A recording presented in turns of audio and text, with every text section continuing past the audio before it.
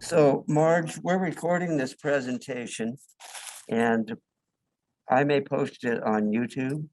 Okay, Do I have your permission? yes, Okay, well, thank you. You can click on that window in front of you and it'll go away. Go ahead and share your screen. Um, Marge really needs no introduction to those in the ceramic world, but for those of you new to ceramics, Marge is a giant in the field.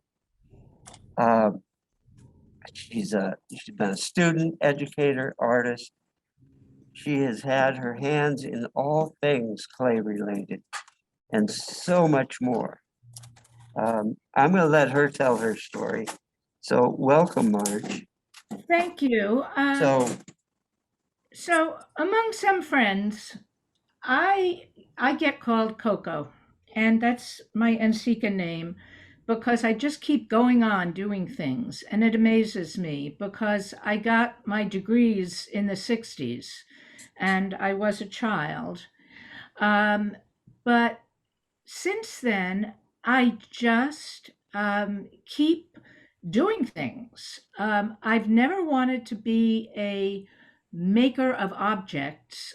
I always love adventure. I like the process. I like doing. I like savoring. I like sharing. I repeat, which was really quite wonderful for me to do because for about 25 years I was a professor at Purdue University and then the University of Michigan, where I taught ceramics, but I wound up getting into administration. And if any of you have ever done any administrative work, you know that the polite word for it is adventure. It can be terrorizing. You encounter things you never knew you would encounter, also some good things. Um, I always had to revise what I was doing when I was an administrator, uh, and then I had to invent new adventures because if I just let things happen, it didn't work. So I just sort of review and have revised my whole life as I've gone on and done it. And clay has been kind of the constant thing that has been in my life. The last 20 years I've been scuba diving. I haven't done it in 2.5 years now, but I really I just love clay. I love the way I can use it. I love the what it turns out. I love what I can make. And I found that sort of the three things that really get me going are adventure, clay, and learning. And I'm always learning. I hardly ever make two things the same, even when I try. And I don't try often. But I just keep on keeping on. Now, I am a normal person. I have two sisters, and here we are. Can you see all my girls here? Ken, are you there? Is this working? Okay. I am here. Okay. So you can see my sisters. One is a nurse, one's an engineer, and we have been through many phases, been through many haircuts. My favorite is the one on the lower left. That was in the 60s. That was my first day of college in 1961, which I think is pretty hysterical. Um, but once I finished all my schooling, and I finished in '69, I heard about a place called Indian Hill. It was a summer workshop for variety of kids, privileged and not. It was held in the old Birdseye Mansion in Stockbridge, Massachusetts. And I knew somebody who was involved in it, and they asked me to come and develop a ceramic program. And I thought, summer camp, fun, ceramics. So I went. And what I didn't know is that they knew everybody. Like Carly Simon taught guitar, and there were a lot of playwrights and very interesting people. And there were all these kids. And of course, they did the summer camp picture in 1969. But there was one kid there that I gravitated to, and he to me, and that was Arnie Zimmerman. And he was 14 at the time. I was 22, I believe. And he had done some pottery in high school and he wanted to build a wood fired kiln. And I, not knowing any better, said sure. And what he liked doing was going out in the woods and he would find sort of dead wood. And so we built a kiln. That was our wood fired kiln. And it was totally crazy. And we eventually sort of got some stuff up to bisque temperature, and of course it failed and it didn't work. But that was a good lesson for me that it's okay, just to do something, and you're not going to fall apart. So then I thought I had to get more serious, and I really went searching around for really what I wanted to do, and I wound up getting a job at Purdue. But at Purdue, there was also a handmade paper mill started by two women who were twins. And they called it Twin Rocker because Howard, the older guy on the bottom of the screen, he built a rocker for the two twins so they could rock together. And it's a little hard to tell, but I did all the tiles that were in the wall of the studio, as well as making paper, because I was the same height as the two twins. And sometimes they would have fights and they didn't want to make paper together. So they would call me up and I'd make paper. But I was really teaching at Purdue, which was really boring. And I met Dick Hay, and he told me about Ensika. And Ensika at that time, and still pretty much, but at that time was really a do it yourself kind of organization. And I'm a real do it yourself person. So Ensika and I clicked. And there I was at Purdue. My mother came and visited me once. All the staff in the art department formed a softball team and they wanted me to play, but I wouldn't. So they made me a cheerleader and they were called the Sharks. And my mother used to come visit me every now and then, and she thought it was hysterical that I, went and cheered on the staff as a shark. But my mother was Elaine, and she was a real big influence on me. And when she graduated from Dalton, a school that she went to that's a very famous private school in New York, she went there because she was a smart, poor girl, and she went on a scholarship. And she learned a lot about what goes on in life from the Dalton School. And she kind of raised me, focusing on what I could do. She encouraged me to be independent and dependable. She helped me learn social skills. I can talk to anybody. I'm real responsible and I just love the arts. So, what she learned from them, she taught me. And there I am, very young in the bathtub. And I think I've always been the same person. When I was little, I wore lace collars and velvet dresses. I have no idea why. I didn't make a choice. But when I started working in clay, I just felt the need to make fancy things, like those lace collars I made. And I did this when I was in graduate school. Later on, in the 70s, I became a devout feminist. For a while, I also became a nudist, and there you can see images that might speak of, shall we say, personal space and nudity.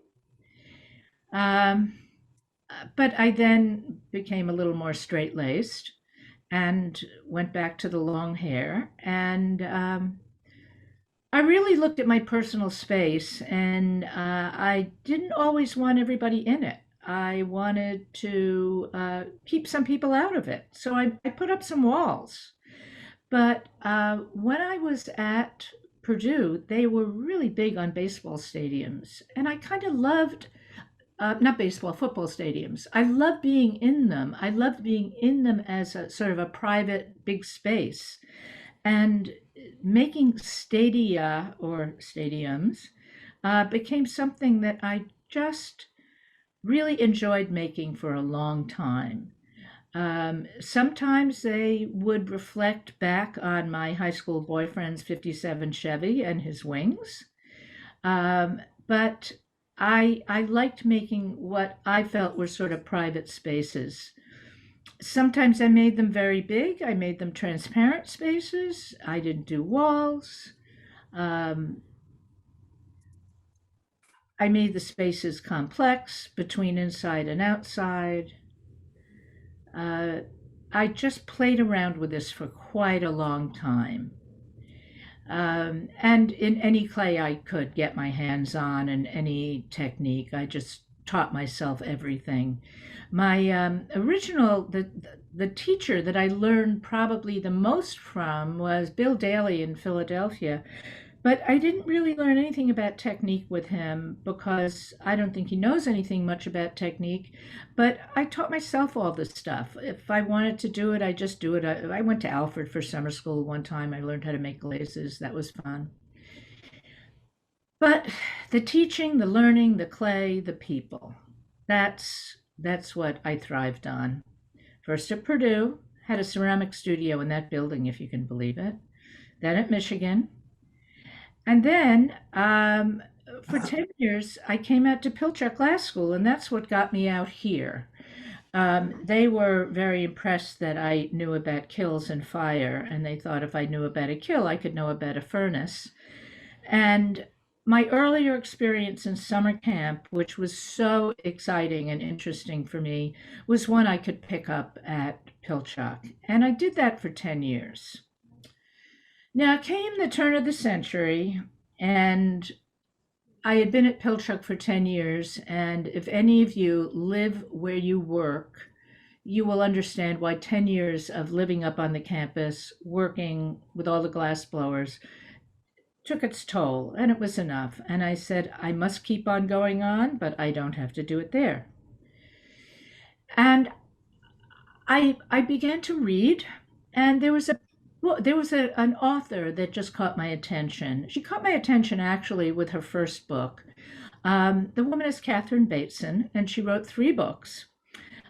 She was Margaret Mead's daughter, and she died recently. But her first book was Composing a Life, and I always felt I composed a life for me. And I knew a lot of artists and a lot of women who composed their life. We didn't have a lot of role models at a certain point, at least not for being artists and being independent women. And then after you have that life as an artist and independent woman for a while, you say, what else? And Catherine Bateson wrote about peripheral visions, about looking to the side and looking what's going on. And then her 3rd book in that series was The Active Age of Wisdom. And I loved that idea because when I stopped working at Pilchuck, I was 57 years old, and that was 20 years ago. And I said, I can have a whole life now. I can be active and I can be wise because I thought I'd made every mistake I could make. And I remembered my mother. I went forth unafraid. And I had all these fears. There were crazy fears. But I had no fear about clay, about art history. For some reason, I decided to become a triathlete at the age of 60. I learned how to scuba dive, and I finally decided it was okay to fall in love and get married. So I did all those things after 2000. And one of the things that I found out that I really loved was teaching people who were non-professionals, and I became a docent at the Seattle Art Museum. Kept scuba diving, married Larry, and did my triathlons. And then I found Pottery Northwest. And I only found it really, I sort of didn't know about the clay community here until 2000. And when Larry and I decided to get married, he had a house and I had a house, but we liked my house better. So he moved in. So I had to get rid of all my ceramic books. So I took them all down to Wally and said, "You want a library of ceramic books?" Because I figured I'd never use them again. And that's what made up a lot of the Pottery Northwest Library. And then I said, well, I can do anything. And at that point, I thought I was getting old. So I made all these body parts that were backbones or poopy bits or brains or stomachs or something. And I put them together because I realized I was getting old and I thought I might get frail. And I made all these things that I called puppets. And I just hung them all over my fence. Well, that was fun for a while. I did that. And when I was a child, I used to have charm bracelets. And so I decided to make some charm bracelets. And I did that for a couple of years. I made charm bracelets that were little things that would tell the story of my life, about my reading, about my scuba diving, about my car, about my husband being a little hard of hearing. I have stomach aches all the time. I lift weights, stuff like that, normal things people do. And those things are about a foot long. They're about 12 inches long. So those charms are really pretty big.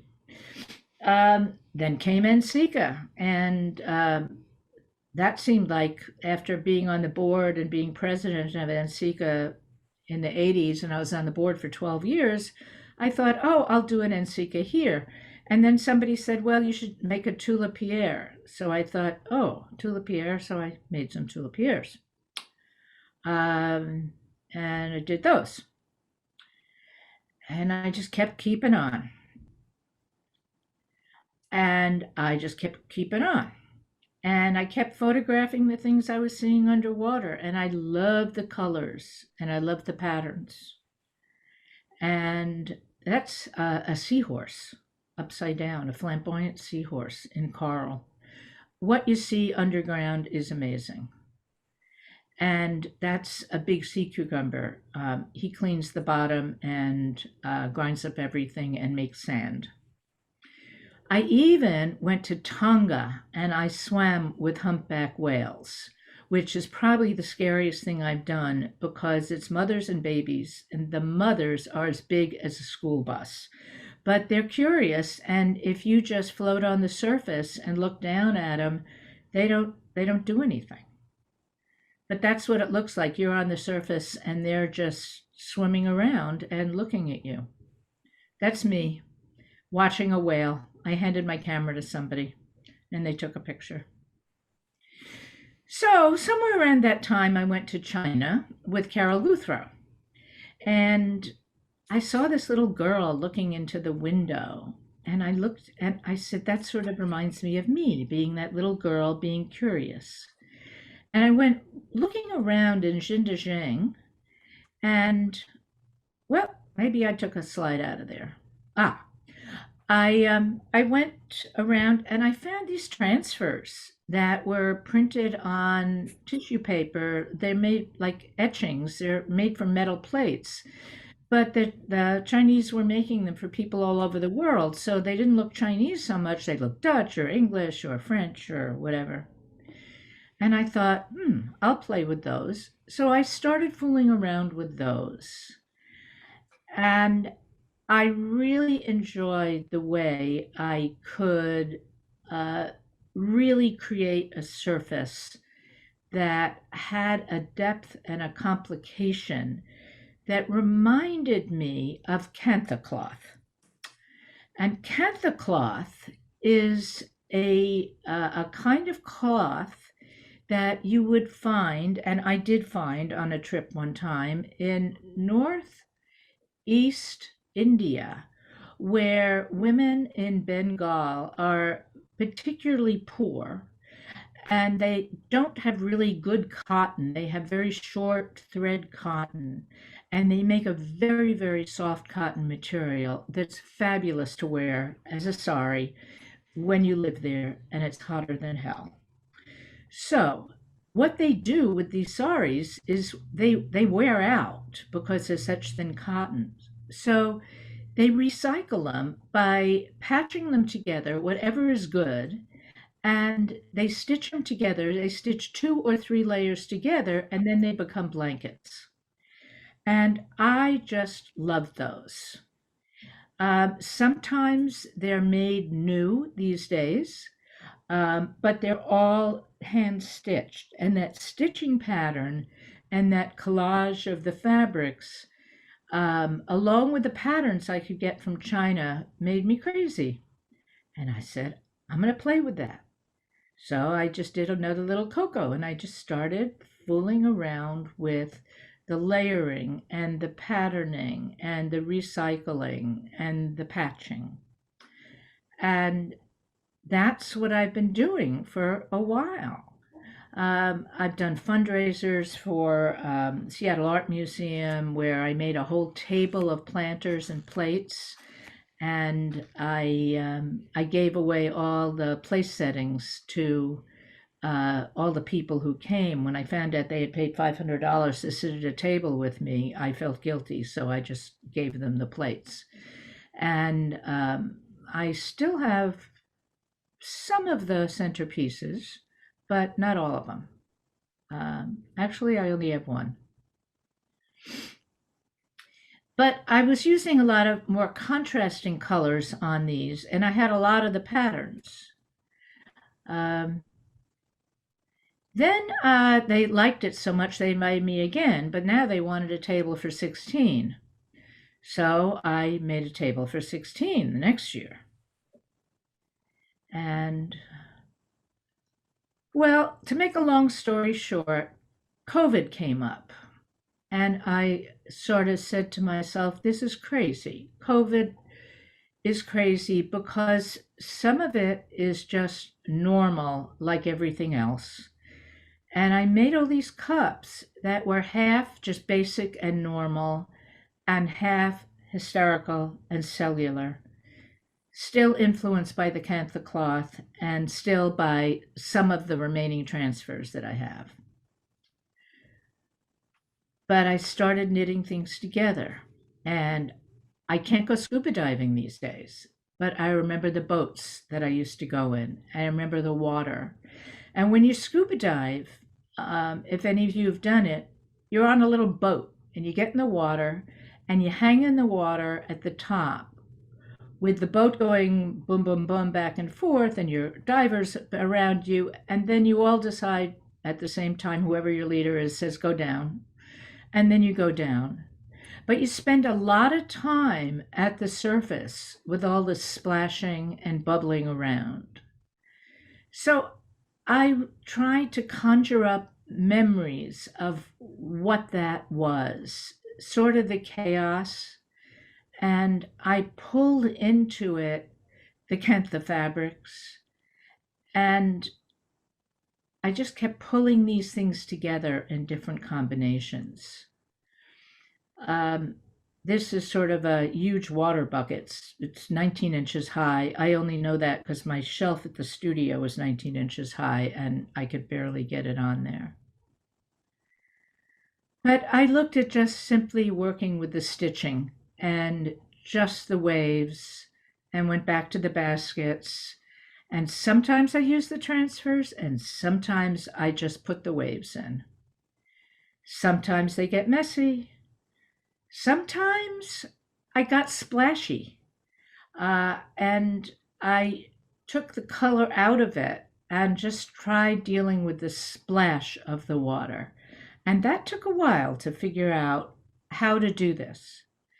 Now, what's very handy about all of these things is that they're all electric fired.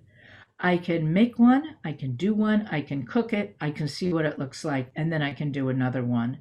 Because I never do anything twice. I never do anything where I know how it's going to come out, because I don't. So these wave things have been really nice to do, and a nice thing for me to do during the COVID time because it allows me to remember. and allows me to not only remember what I did, but how I felt. Um, this is sort of an odd duck that came out of all of this, but one day one of my friends wanted some salmon platters for a fundraiser, so I just grabbed some clay and made some of these. Um, During COVID time, I did something else that was kind of funny. I bought sight unseen a bundle of fabric from Bengal, from India, of these kantha cloth quilts. And I looked at how they were patterning and how they were patching them. And I just sort of started folding up the fabric. And out of folding up the fabric and the patterns came these pieces. And these are pretty big. They're 19 inches wide. I know that because, and they're big. I mean, they only takes one on a whole layer and they kill. The buckets get bigger and bigger, and I'm really happy that I'm able to support some nonprofits with giving some of these away. The one on the left is going to be in the Pilchuck auction in a couple of weeks, and the one on the right is at home, and I like it. So, here's your homework. Go read Catherine Bateson's books. They're really interesting. They're interesting for women in particular because most of the people that she talks about are women. But a lot of people in ceramics are women. And even though I saw a whole lot of guys on the screen, I know that a lot of students are women. And they're easy to read books. She's wiser than I ever will be. So I'm in my active age of wisdom. My advice to you is imagine what you can do. Don't be afraid. Review what you've done, renew it, and just keep on keeping on and have fun.